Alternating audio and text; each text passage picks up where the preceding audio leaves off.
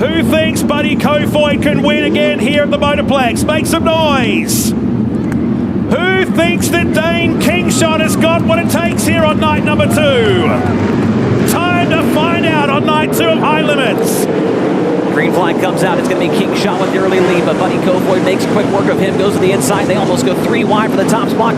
Dayne down low off the inside. Pulls up next to Dayne Kingshott. Now Kingshott going to fire a slider of his own. Going to come up short as it looks like Buddy Kofoid to lead lap number 1. Sweet on the back of Kingshott going into turn 1 and 2, so we're safely through at the end of 1 lap. 29 remain here down the Triple M back straight. Good forecast scrap here with Dayne, Kingshott, Sweet and Goodyer as your leader. Buddy Kofoid clears out of the field from the drone cam. Kingshott to the move. Kingshott to the inside. Here's a slider attempt as Dayne around the outside. Rooster tails off the wall. Kingshott a big piece of the wall, and it looks like Sweet and Goodyer somehow they keep on going. Goodyer and Sweet came together in the midpoint of the back straightaway after the mistake from Kingshott. Goodyer to the inside. He's trying to take that 3rd spot away into turn number 1. Hooks the left front on the inside work. Kingshott around the outside maintains that position. How did they not crash those two on the back straight? As they work their way towards 3 once again. Kofoid by over a second to Dayne. Kingshott busy in the 3rd spot with Goodyer. Sweet McFadden up in a 6th position. Larson down to 7, but it's very early days. Sweet up the inside of Goodyer on the run down to turn 3 and not letting go of Kingshott ahead. Dayne continues to take time out of the lead for Buddy Kofoid. The last 2 times he's taken a second or a 10th and a half out of the race lead, and the traffic is coming into play here within the next lap. For your race leader, Michael Buddy Kofoid, and Dayne is on the prowl. Down the front straightaway within 5 car lengths into turn number 1. The first lap car is in their racing line. That is Cameron McKenzie. This is going to bring Dayne Kingshott back into the mix, as well as Brad Sweet and Jock Goodyer. Up front, it's about to get busy. Dayne had reeled in 3/10 of a second on the last 2 laps of Buddy Kofoid. As down the inside they go at turn 1 on McKenzie, making the move through there on the 4. They split the lap cars. Here comes Dayne, trying 2 for 1 at the bottom, and the California moves up the speedway, but a slide job on the way back through. They're neck and neck at the finish line. Buddy Kofoid takes the lead back away. Now Dayne going to try and run the inside of the racetrack off of turn number 2. Buddy Kofoid's going to score it away. Dayne Kingshott still there as well. He's gotten by the slower car. No lap cars between the top 3 drivers as they work down the front straightaway. So Kofoid, Dayne, Kingshott, Sweet, Goodyer, McFadden, Larson, Manders, Priolo still in 9th. Rico Abreu comes up in 10th, and Aaron Reutzel now knocking on the door of the top 10, but a long way to go in this one. Kofoid puts a slider on James Inglis. That checks him up. Here comes Dayne to the inside. He's taking the lead at turn number 1, and Kingshott's off the bottom. They're going to get bottled up off at turn number 2. Here comes the Cricky Motorsports number 2 entry. Dayne points the car to the inside. Another slider for the top spot. Buddy Kofoid back to the inside. He continues to lead on lap number 11. Traffic work better for Kingshott. He was 2.5 seconds behind these two a few moments ago, and it's now less than a second as here comes Kofoid to the inside. Kingshott to the outside in turn number 3. So Kofoid moves back to the middle of the speedway. Kingshott should just get 2nd place here and does. Dayne going to run the defensive line into turn number 1. Brad Sweet down on the inside. He'll take 3rd away. Buddy Kofoid goes from leading the race to 4th in a matter of a lap and a half. Dayne gets to the cushion. Sweet off the bottom. He's trying to take 2nd away. Brad Sweet's got the spot across the line. Dayne has no idea. Sweet around the bottom. He'll take the lead in turn number 2. He's not getting away like he did last night. Sweet side by side. This for the lead. So the Landrigan 49 car moves the lead as the 3 moves up the speedway. And Kingshott goes with him past the speed shot into another lap. Throw a blanket over these top 3. And here comes Young Money around the outside. Kyle Larson to the top 5. Buddy Kofoid gets back by Brad Sweet. He takes the 2nd spot away.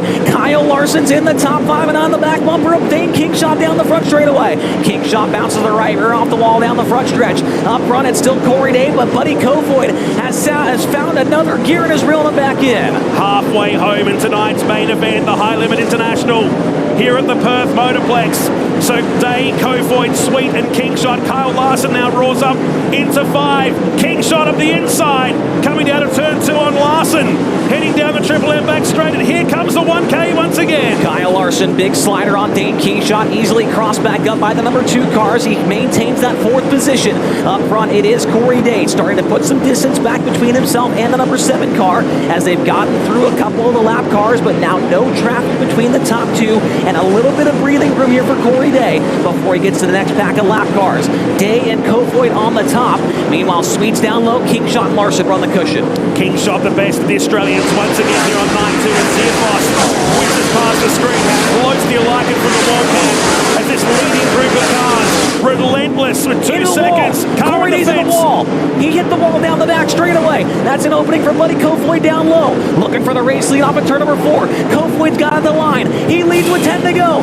Corey Dayne is short slider, not going to get there. Kofoid goes around the outside to maintain the top spot. Good pick up on the back straight, Chase Rodman, as we pick him up into turn number 3 again. So Kofoid to the bottom. At the top is the Day car, trying to stay in touch with more lap traffic ahead here. Behind is still Sweet. We're caution. We're not going to get through without a caution here on night number 2. And I think that's a relief, not just for the field, but for us. It's damage to Xavier Doney in the pole key number 16 with 9 laps remaining. You couldn't take your eyes off that seesawing battle for the top 4. That was insane. That was what we came for. As you see the damage in the front end on Xavier Doney. Let's go downstairs. You guys just got to wonder when you see Corey Day smack the wall the way that he did, coming out of turn 2, going down the back straightaway. Just how bad could he have possibly damaged that race car? You see him answer back quickly and try to throw a bomb at Buddy Kofoid, but he backs out of it. We've got to keep an eye here on that number 3 of Corey Day to see if that race car is hurt after that heavy contact. There is the Doney car, middle of the shot. It looked like he had gotten together with maybe a car that had put him a lap down and got over the front end. And obviously he's not going to be able to drive away from that incident. Going to need the skid steer to get him off the track. And here's a look at Day's car. It looks like everything's pretty square from here. It was a good hit. It was.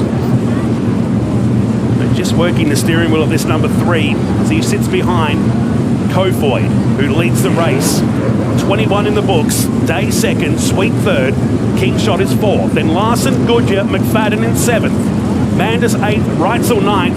And Chris Coyle, a brand new car, has got him a top 10 result so far aboard that merger contract in 79 from 15th on the grid tonight. It has been spectacular, to say the very least, in the first 21 laps of this feature event on night number 2 of High Limit International.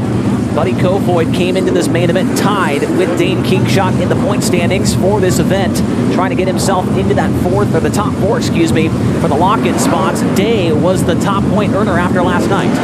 Xavier Doney's team is down here in the work area on this beautiful paved pit lane just on the inside of the bike track that makes up the interior of this Perth Motorplex Speedway track. And you can see him now bringing Xavier Doney's number 16 into the work area here. High limit rules state you get 2 minutes before the halfway point. Anything after that, you're not going to be guaranteed. And at this stage in the race, Xavier Doney's team is not really going to have very much time. The report from the accident officials on the scene was the entire front end was absolutely knocked out of it. Doney's crew still has to have the car brought back here to take a look at it. They've diagnosed it and already are aware they are not going to be able to get that race car back out on the track. Doney to the infield. His night's done. Matt, I can't recall because there were so many things going on at once, but I'm pretty sure we've had at least 3 different leaders. I believe Sweet led at least one lap in that. Yeah, at least one lap in this. He runs that 3rd position inside that final 10 laps of night number 2. Can Kofoid chalk up another victory? Can it be back-to-back wins for Corey Day? Cloud on the wall. Is there damage to that 3 that he doesn't know about? He's not going to care. He's not going to care. No. He's still going to drive it right at the wall. Conditions compared to that B main, the track work was great to get this back, to provide multiple passing lanes here at the Motorplex. Lights are going out Western Australia and to the world. Night 2 of High Limit. Buddy Kofoid will bring us back to the restart with Day and Sweet 2nd and 3rd. Corey Day plugged the right front of the wall right there and checked out Brad Sweet. That's going to allow Dayne Kingshott to the inside. Kingshott going to take third on the restart. John Goodyer around the bottom. Goodyer goes by Sweet. He goes by Kingshott. And all of a sudden, John Goodyer's in the podium spot. 3rd position now for the Tasmanian. Here comes Kingshott to take it back off him. And Kofoid, look at the margin after 1 lap. It was a full second as they're 3 wide with Larson on the bottom. Sweet at the top of the speedway. So Larson trying to get the 1K to fire. Great race for this 5th position. They nearly go 3 abreast through turns 3 and 4. Sweet, Larson, and Kingshott. Now give that upside down big time. 2 cars. Just caught at the corner of my eye. Coyle. And it's Coyle, a brand new car. Kerry Madsen. Jumped with Kerry Madsen. Seriously, that was high. What got my attention was it was as high up as that debris fence. And the fuel cell on the opposite side of the debris fence. That's Coyle's. Brand new car is now junk. And Kerry Madsen. Yes, you're seeing that. You're seeing that correctly. The fuel cell on the other side, and you can see that the catch is actually torn down. And that was Coyle was running 10th, and Madsen back in 16th. So you have to imagine those two. That was further down the speedway. He went in for it, the madman. There's Kerry right there out of the car. Great to see that he is walking away. Hoping to see the same result for Chris Coyle. We believe Coyle is fine as well as he's jumped out that 79, but it's peeled away that debris fencing. It's done by design for that to happen so we don't have cars hanging off the fence. There was a safety measure brought in many, many years ago, the construction of the Perth Motorplex. They do have pieces of this, so we can rip them out and simply put another panel in there. But it's going to be a long night ahead for both the teams here at Merger Contracting Motorsport. Scott Chapman's team and the Diamond Bay Motorsport with the fuel tank up on top of that secondary fence area. That's why we don't have fans sitting on the turns. And there is Chris Coyle climbing out of that number 79 car. That is great to see as he takes the gloves off and inspects the damage to his car along with the track, or excuse me, the fence, and now may have a word with Kerry Madsen, or maybe just head back to the pit area. We'll have to wait and see. I can't imagine that the madman had any part in that as far as causing the incident, as he was 6 positions behind the 79 car. We'll wait and see if maybe I may have missed something there. Maybe we're just going to have a chat to make sure everybody's okay. Chris Coyle, one of the nicest people, which is hard to say because every Australian I've ever met is the nicest person ever, but Chris Coyle might be at the top of that list. Great guy. And you see him right there talking with Kerry. After a day that was so promising for the Merger Contracting team, the chassis was tweaked last night after that contact on the Triple M back straight. So here it is on the FloRacing replay. Look to the right-hand side, up the speedway. It was happening by there, but look at the way that fuel cell went up and over. Look at the way it plunged into the air above that fence. That's a good 5 to 10 meters above the debris fence. Now, I'd like to see that again because it does look like Madsen is within proximity of Chris Coyle when this happens. You see right there. So that was the 26 over the 79. Yep, Kerry did get over the left front of Chris Coyle there, and that is what indeed caused that issue. So my mistake. I figured if they were 6 positions separated on the running order, that may not be the case. But watch the 26 as well when it hits the wall. So there's the 79 there. Watch the way the 26 bounces up. A little pogo stick action there from Kerry, and he slammed back down on the top wing. But both drivers, as we mentioned, walking away from the incident. Yeah, guys, they're both making their way back down into the infield here. And what could have been a tense moment was really just a discussion between the two drivers trying to understand exactly what happened. But again, both Kerry Madsen and Chris Coyle able to get out of those race cars underneath their own power. They've walked away. They're heading to get a mandatory physical evaluation and just a medical check.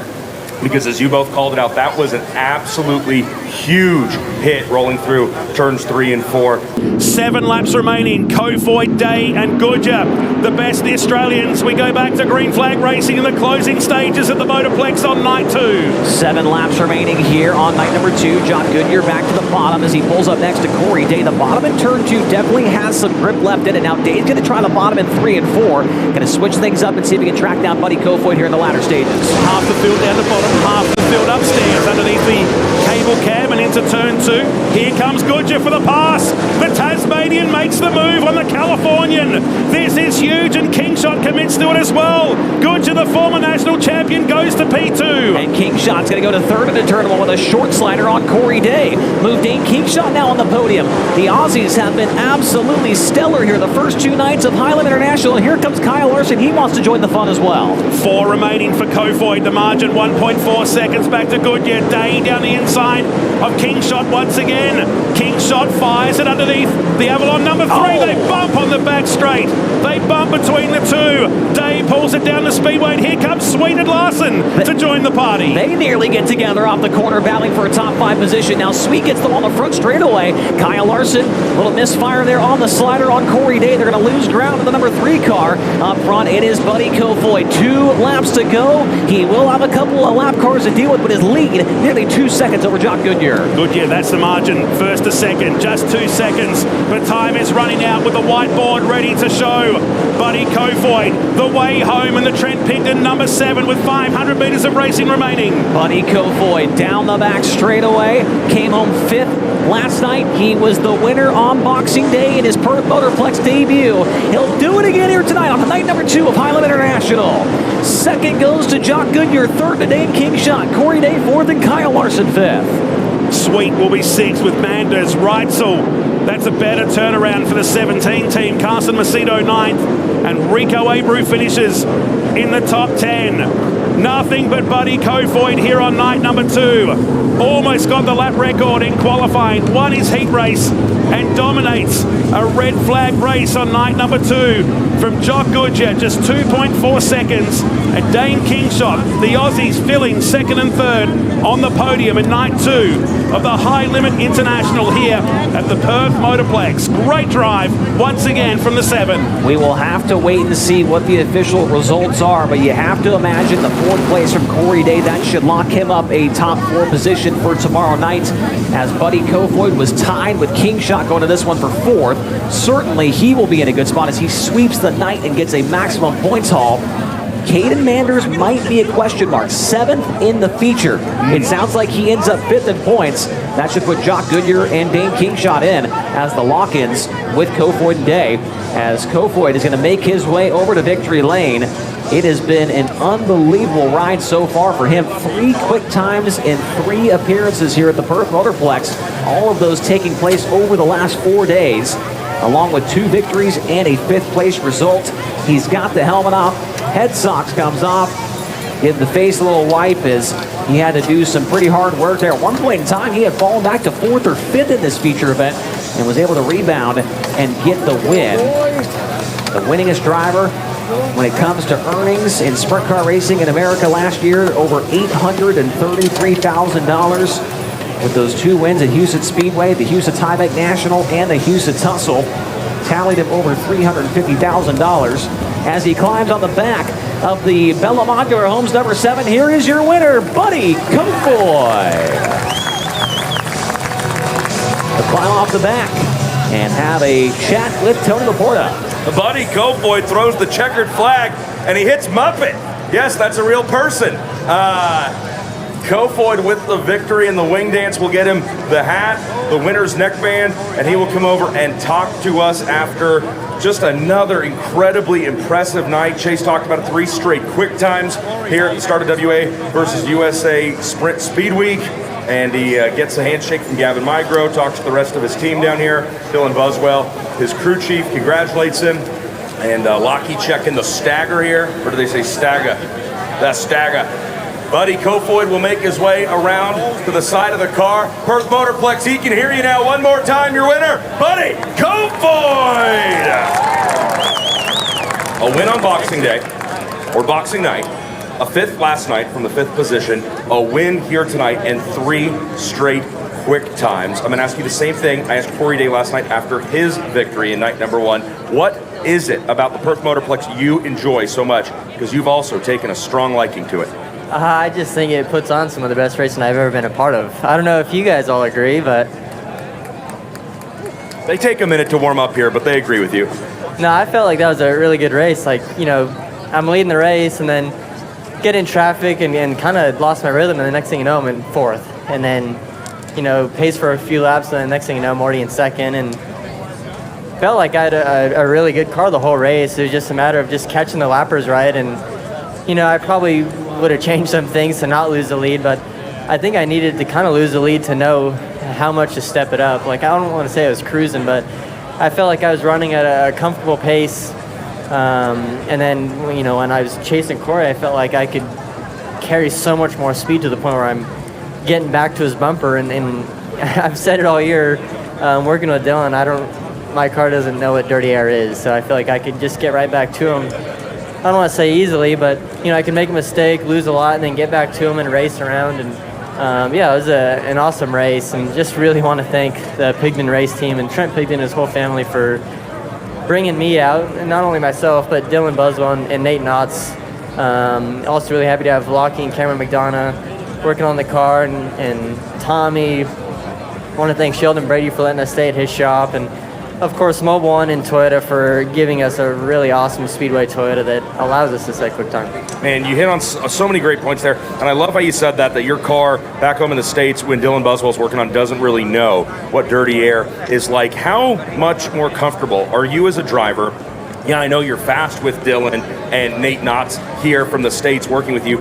They're obviously helping you be fast. How much more comfortable, though, are you with guys that you're friends with and you work with and you race with all year? How much have those two enhanced this experience here coming down here to race? Honestly, I think it's everything. Camaraderie and friendship and just being with good people goes a long ways. And Trent gave us that opportunity to continue that, basically. And also him and his family have been really welcoming for us. And then if Dylan or myself needed something, they dropped everything to get it. So that just speaks volumes about them and their family. But if you're with people that you enjoy, you're going to have fun and be successful. And I feel like that's kind of what's been happening so far. Man, I agree with you. I enjoy being around you, and I think we're successful here talking together so many times during this Perth Motorplex High Limit International event. Last question I got for you.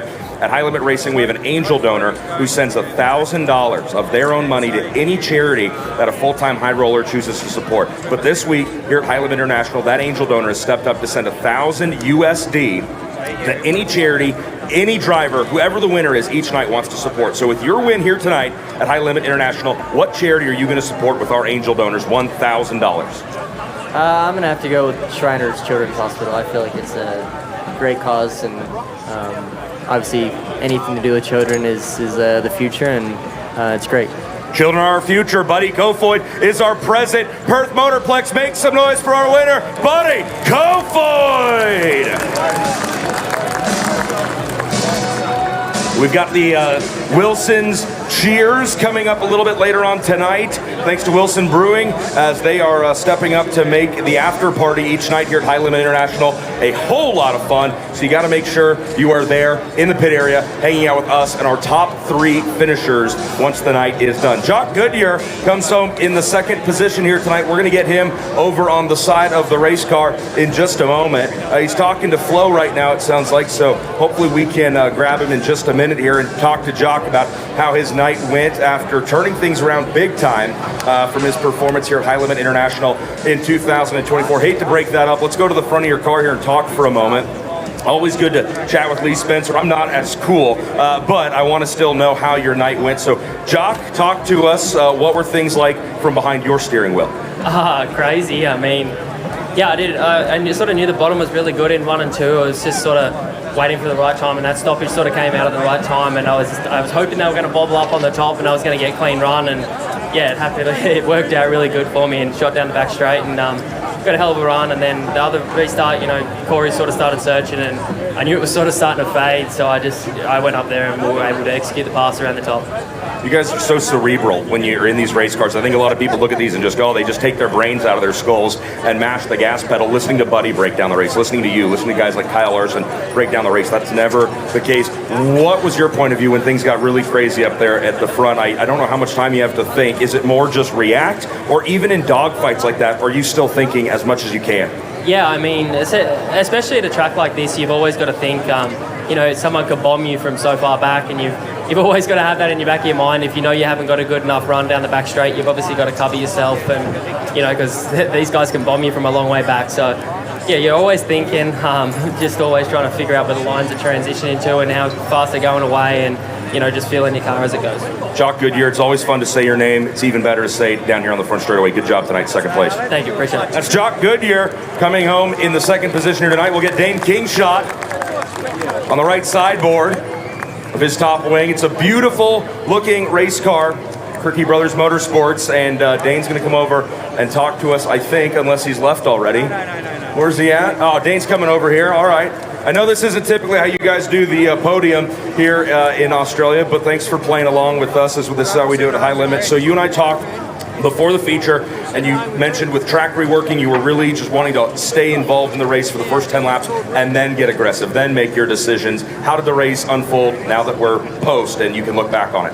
Yeah, very similar to that. I mean, we sort of dropped a couple of spots off the start there, and and really got going probably 10, 15 laps in and caught back up to Corey and Buddy when they were racing one another, and sort of just didn't quite make the right decisions in the traffic and around those guys. So yeah, I'm happy to park this thing on the podium again in this field, so that's pretty good. Hopefully I don't know what the points look like, but hopefully we're locked into tomorrow night. But that was the main goal, and then yeah, the job's just started. Yeah, well, you're going to get to join us again at the stage in the pit area for the Wilson's Brewing fan stage. Cheers, toast to the top three. Last night at that stage, you mentioned, you and Cade Manders both said this felt like the biggest event either one of you had ever competed in. It's night number 2. We're done with the first 2 nights. We're getting ready for the $110,000 to win payday. Does the heart start to beat a little bit faster as we get closer to the end of this deal? Not quite, no. Like I say, it's a massive event, but I've been around doing this stuff for long enough that it's, I mean, it'd be awesome to be up the front of this race, and I think we've definitely got the car speed to do it. I mean, Buddy's probably in another league at the moment, but you never know what can happen, and yeah, we're definitely going to try and put our best foot forward and be at the front of the race. And you know, it's I'm not too nervous about it. It's just what we do, and I'm really looking forward to it. That is Dayne Kingshott. We're looking forward to watching him race one more night here at High Limit International. How about it, folks? Send him off. That's Dayne Kingshott coming home in the 3rd position.